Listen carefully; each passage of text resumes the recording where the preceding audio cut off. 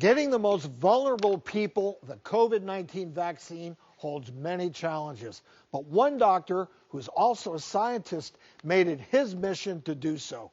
Take a look. I'm Dr. Tony Mills, and I'm the founder and chief executive officer of the Men's Health Foundation. For the last 6 months, we've been working closely with Johnson & Johnson to do the clinical trial for the vaccine here in Los Angeles. And for the last 2 months, we've been working closely with LA County and the state of California to administer the vaccine to as many people as possible. Growing up as a little boy in South Carolina, I always wanted to be a doctor. I always wanted to help people. I had worked in anesthesiology for about 7 or 8 years, but in 1999, I moved to Los Angeles and I started working in HIV.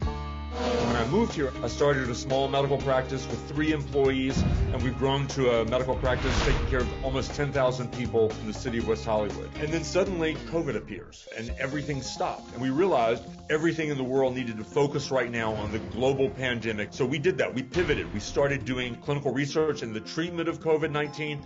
But I always wanted to work in the prevention part of it. I knew the vaccine was the answer. So when Johnson & Johnson started focusing on the COVID-19 vaccine, I said, that's the one I want to work on. The initial study was a 1-shot versus 2-shot study.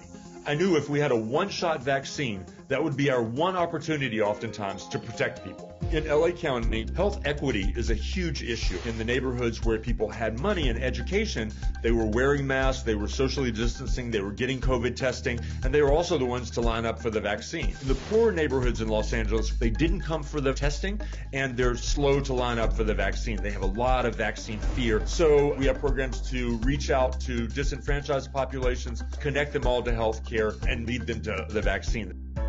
The way that we're going to get on the other side of this epidemic is by getting enough people vaccinated that we have herd immunity.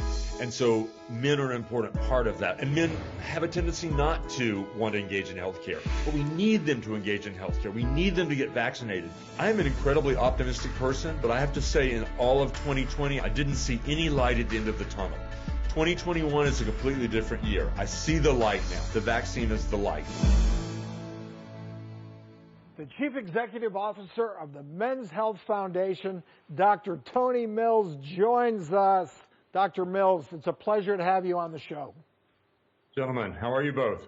We're doing great. And first of all, thank you for all of the good that you are doing, such an important issue. And I can tell that this is really a life passion for you. So we got a couple questions for you, Doc. First question, is the 1-shot vaccine as effective as the ones requiring 2 doses?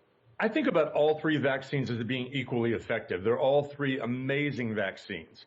The Pfizer vaccine and the Moderna vaccine are mRNA vaccines, and they need that booster to really push the antibody levels and the protective levels up to where it needs to be.